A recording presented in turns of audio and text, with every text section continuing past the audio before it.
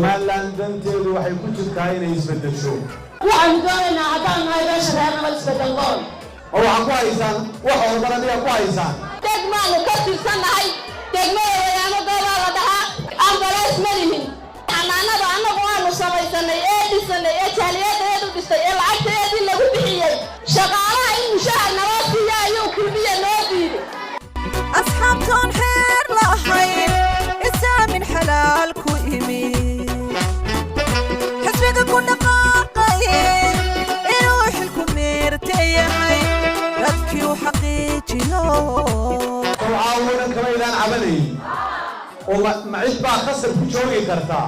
ragga jooga ee kulmiye jooga ee reer nabad waxay ku eexaysanayaan anigu ma garanayo. waxaanu raadin doonaa xal nabadeed oo daraf ilaa daraf Somaliland ay ku waarto ayaanu raadin doonaa. xildhibaan afkaar xabtiyo shirgudoon le xisaabtan nabad xildhibaan labadoo ka soo baxday rajinkii haystee kulmiye ayay ka soo baxday rajinkiiba ka soo baxday 4 bilood baa u haray.